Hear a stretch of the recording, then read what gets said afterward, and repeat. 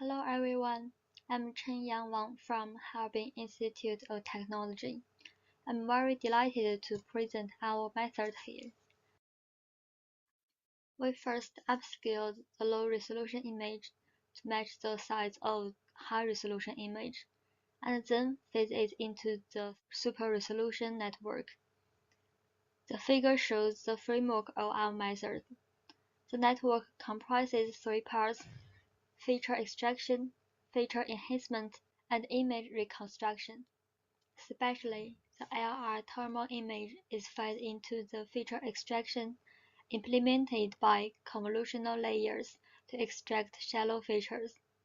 Then, the extracted features are fed into feature enhancement, which comprises n-cascaded NAF blocks to enhance the image features. The enhanced feature is then fed into the image reconstruction layer, followed by a skip connection from the LR thermal image, generating the super-resolved result. In our framework, L1 loss is chosen as the loss function to constrain the network. The model is first trained with a 4 times IRR-HR pair and then fine-tuned with a 8 times IRR-HR pair. In addition, data augmentation is employed to increase the quantity and diversity of data, and self-ensemble is also used. Our team conducts experiments onto NVIDIA 3090 GPUs for 3 days using PyTorch. The byte size and page size are 8 and 32 by 32 respectively. The model size is 132.98 M parameters. Hello everyone, we are Guided SR team and our team members include Ziwei Zhong, Peilin Chen, and Siqi Wang. Here I will present our solution for the Silverno Image Super Resolution Challenge Track 2. We want to take this opportunity to thank the organizers for organizing this amazing challenge and also for giving us the opportunity to share our solution with the public. For this challenge, we present a hybrid framework and it is based on the following two observations. First, the widely used two-stream architecture can better capture complementary information between different motifs. Second, the mixture of expert stories can further improve the effectiveness of the algorithm by specializing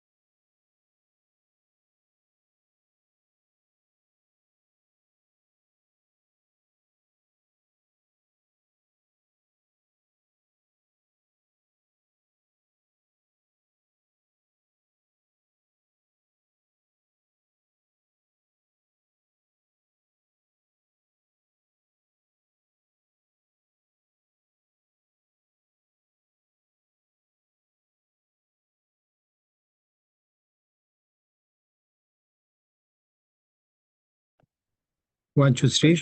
Yeah.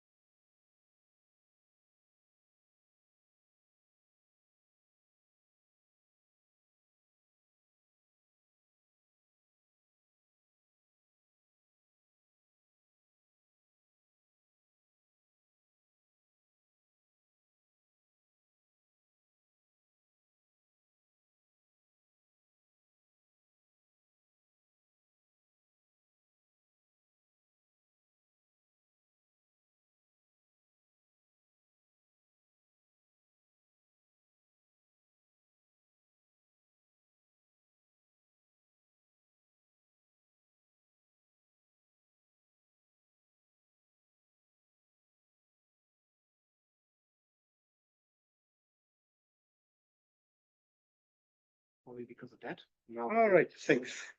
Okay, so thanks to all the people that show interest in this challenge. Let's see next year what we are going to prepare, new data sets and a new challenge, new opportunity for participation. And now the Rafael and Spencer are going to show the results. Please, Rafael, just 10 minutes per challenge. Go ahead. Thank you, Angel. Hi, my name is Rafael. I am one of the team organizer of the Thermal Image Super Resolution Challenge.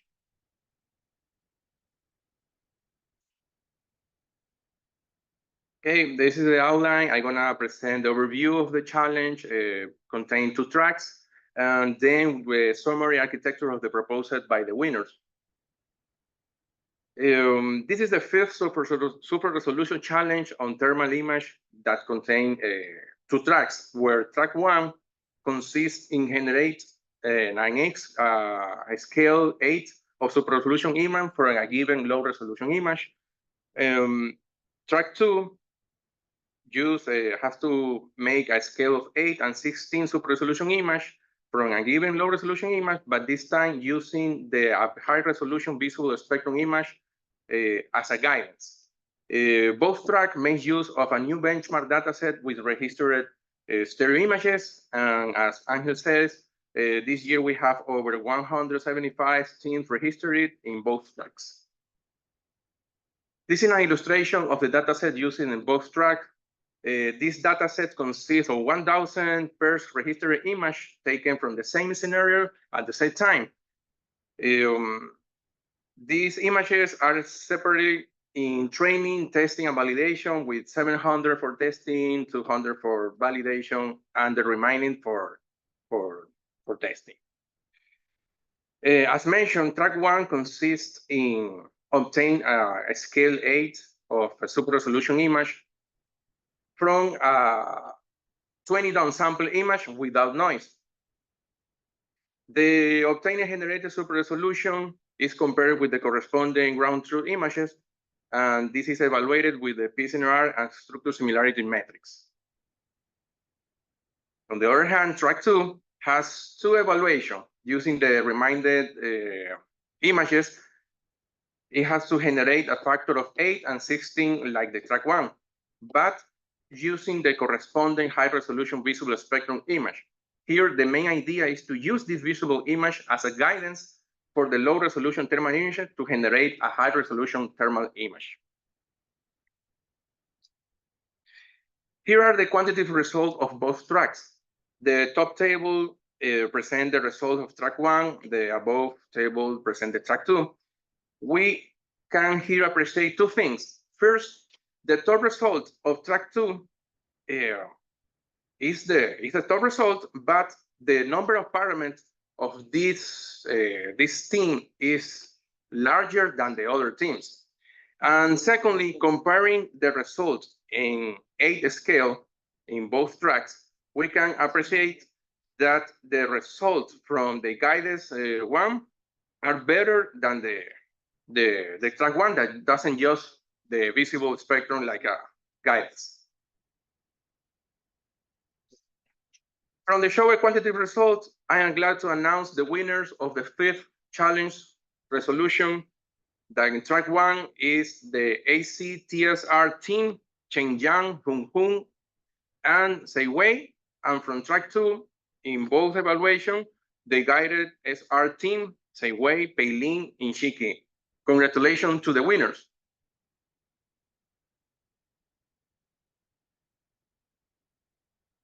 Now let's see the architecture proposed by the winners.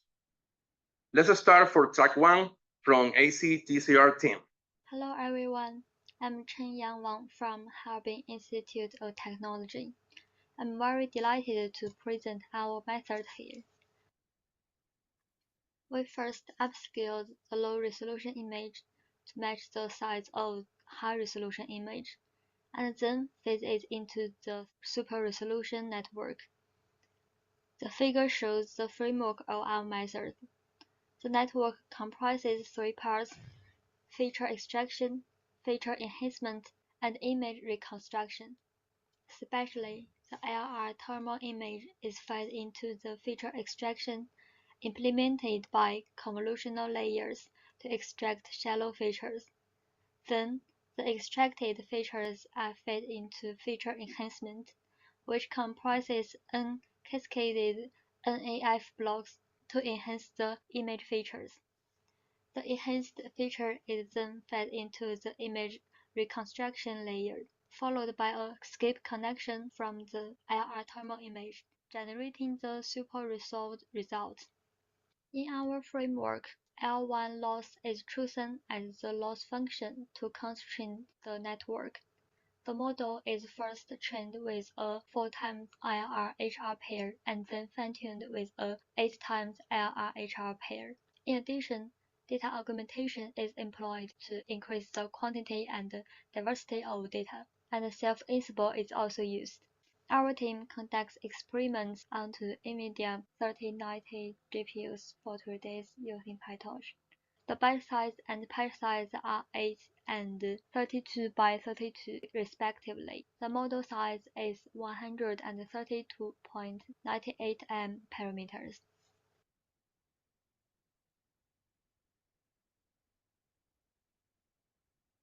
We have the qualitative result from the top team, where we can see the low resolution input image, the generated image from the top team, and the ground truth.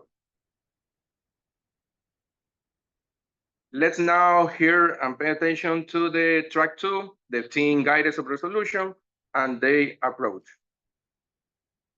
Hello everyone, we are Guided SR team and our team members include Ziwei Zhong, Peilin Chen, and Siqi Wang. Here I will present our solution for the Silvermode Image Super Resolution Challenge Track 2. We want to take this opportunity to thank the organizers for organizing this amazing challenge and also for giving us the opportunity to share our solution with the public. For this challenge, we present a hybrid framework, and it is based on the following two observations. First, the widely used two-stream architecture can better capture complementary information between different motifs. Second, the mixture of experts stories can further improve the effectiveness of the algorithm by splitting a task into several parts and using specialized experts to handle each one. Specifically, as displayed in Figure 10, the proposed framework takes a paired RGB and serial image as input and produces high-resolution serial image as output. It contains 5 expert models, and the architecture details of the expert model are listed in Figure 11. Although those models have the same architecture design, they have different functions.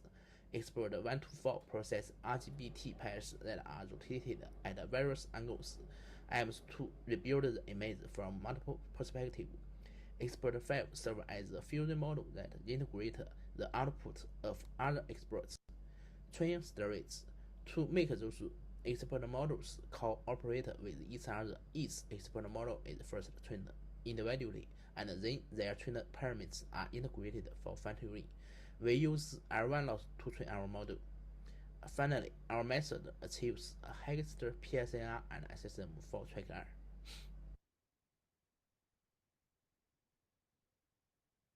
Here we can appreciate the quality results in where the team in both scale reached the best results. Here we have the input high resolution visual image, the low resolution, the generated one, and the ground truth. To conclude, 2 tracks are proposed, track 1 with 1 evaluation of 8 scale, the track 2 with 2 evaluation for guiding approach. The challenge highlights the use of transformer-based model, attention mechanism, hybrid architecture for enhanced details and texture recovery, and enhanced loss function to optimize the model performance. As shown in the A-scale super resolution results comparison, guidance methods help to improve for about 10% the higher the results. The challenge results and dataset can be used as benchmark for future editions. Thanks for your attention. If you have any question, feel free to contact me.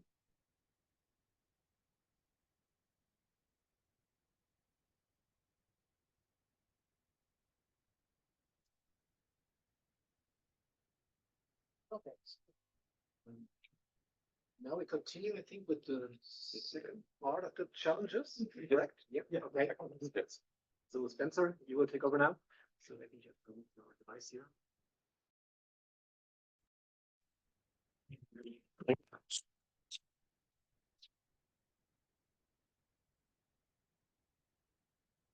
Check it. Yes, ours is number 2, something, right? Yes. So for the thermal, the winner, the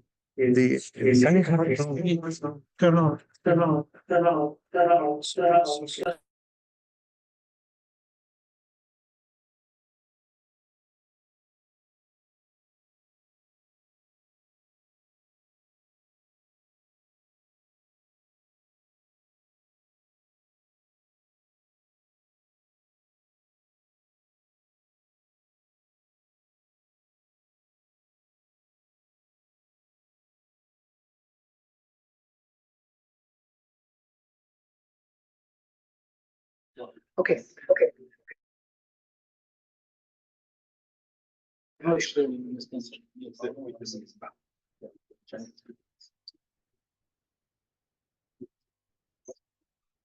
Go ahead, thank you. We get you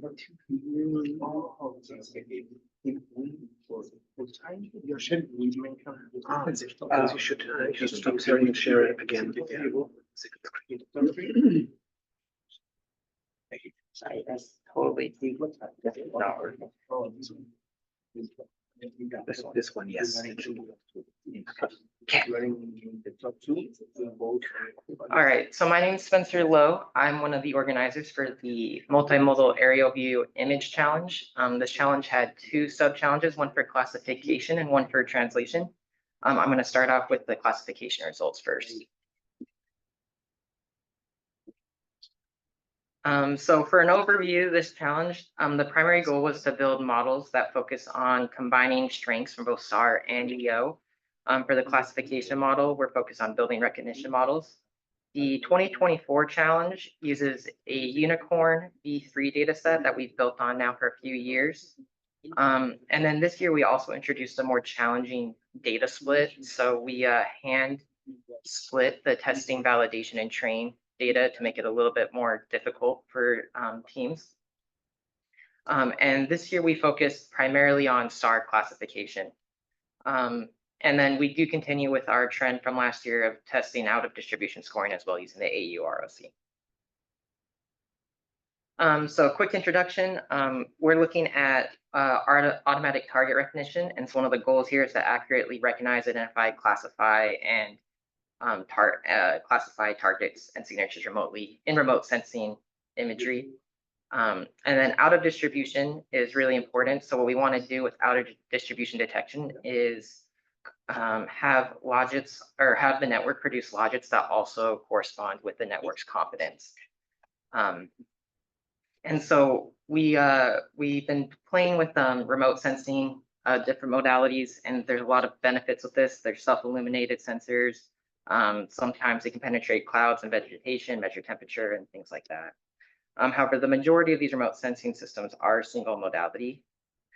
However, what we did was we looked at combining EO, which is electro-optical, and SAR data at training time, but then only testing on SAR data due to the fact that EO data, or both data, are usually unavailable at test time. This is done to encourage the development of accurate SAR classifiers. And we measured the performance on a sequestered and held out test set. So for the challenge, we held it with the PBBS workshop, and it was designed to facilitate innovative approaches in multimodal classifiers. And for our scoring, we did a weighted average of the top 1% accuracy and the AUROC. It's weighted here at the bottom, so 25% went to accuracy and 25% went to the AUROC. And so the AUROC, or the area under the receiver operating characteristic.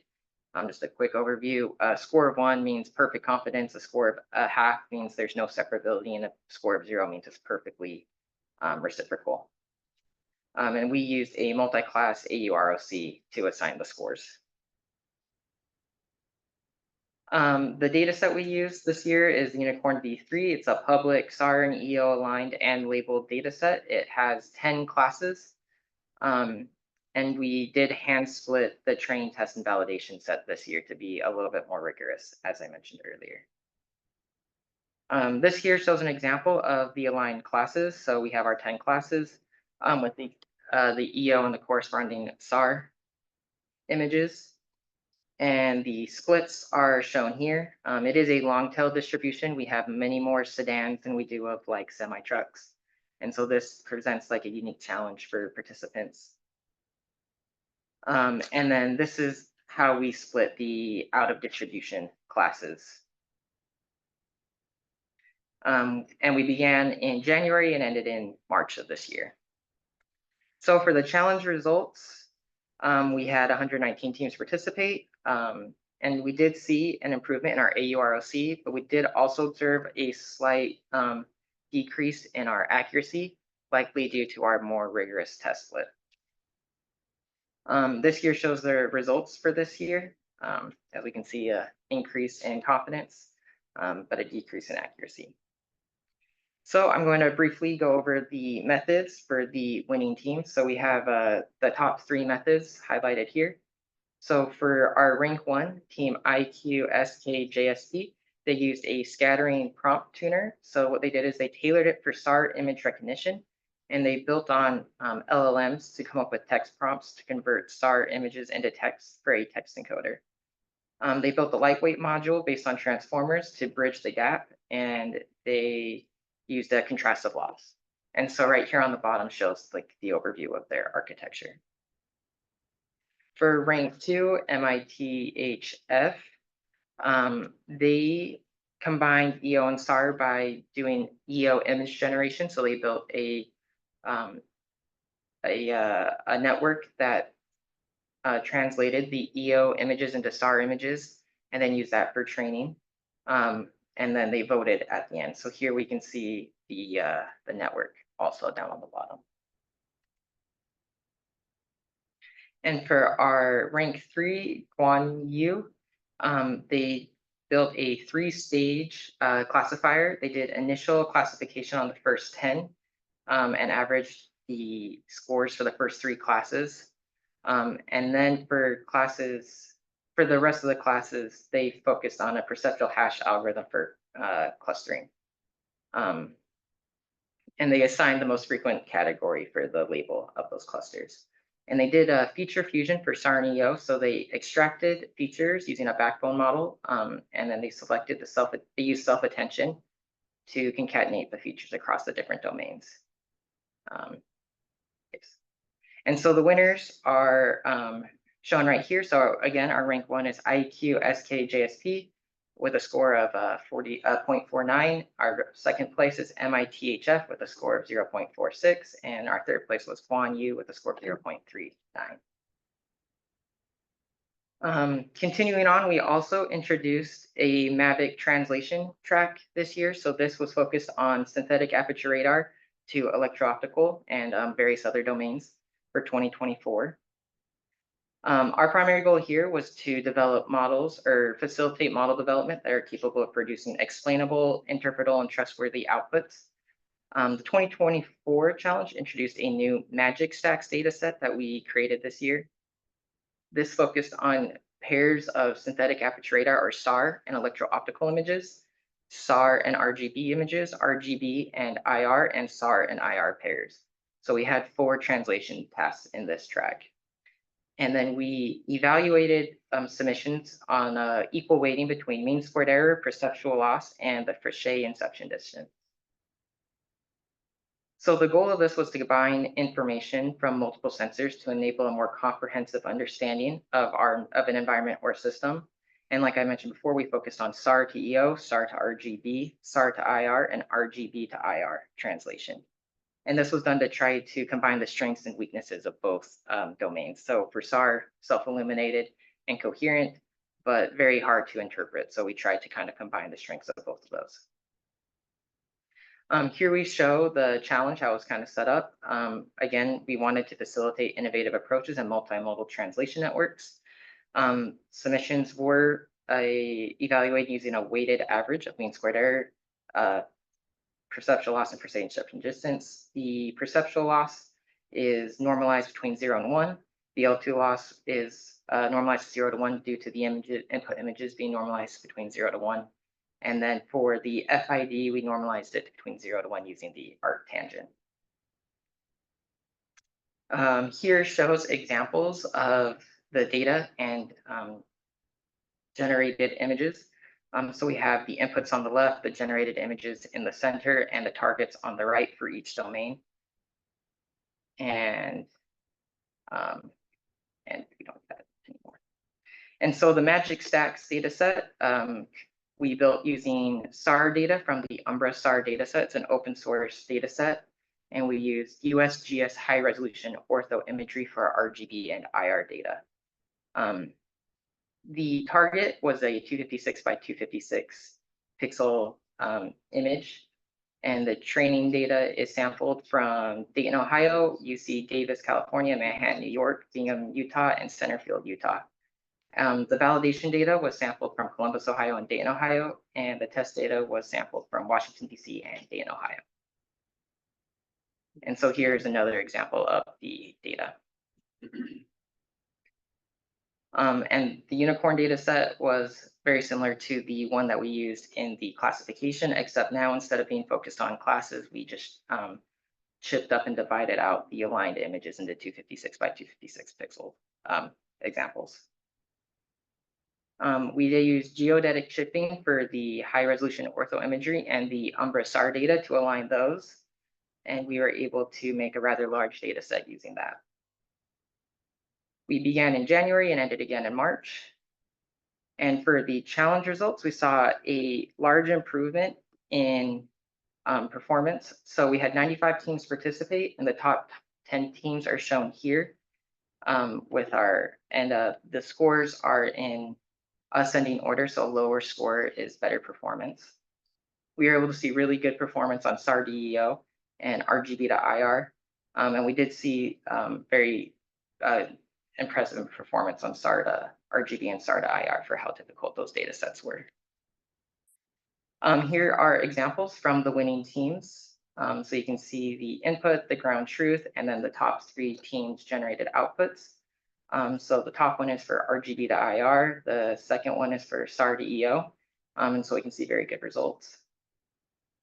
We start to see some struggles with the SAR to IR and the SAR to RGB. These are just very difficult data sets to work with, but still rather impressive for what we had. So I'm going to highlight the methods briefly. So for rank 1, the NJust KMG team, they transformed the SAR and IR, the RGB and SAR images into IR images by first converting RGB images to grayscale and applying an intensity adjustment. They then utilized a Pix2Pix HD model for training and testing, and they integrated the L2 and LPIPS metrics as a loss function during training. And they used a standardized 512 by 512 image size. For the rank 2 team, the USTC IAT United team, they used 3 separate models for different tasks. For the SAR to EO task, they built on last year's solution, which was Pix2Pix HD, and this worked very well for them. For SAR to IR and SAR to RGB, they introduced a MV-AV Pix2Pix HD method tailored for the MAGIC datasets, the MAGIC-STAX datasets, and this enhanced the realism of generated images by incorporating an inverse generator and 3 robust loss functions. And then for the RGB to IR task, they analyzed the IR training images and adopted a grayscale and luminance mapping that mimicked the IR images.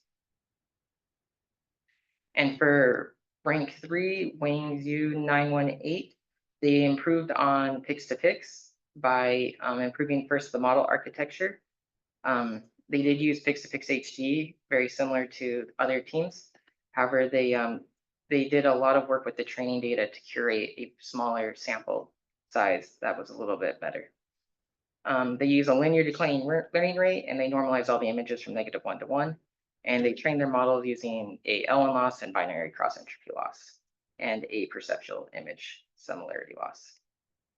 And so our winners are shown here on this page. So first team was NJust KMG with a score of 0.32. Our second place was USDC IAT United with a score of 0.33, and our third place was Wings U918 with a score of 0.316. Thank you.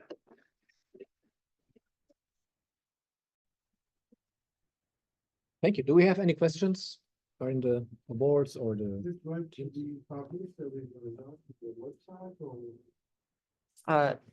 Yeah,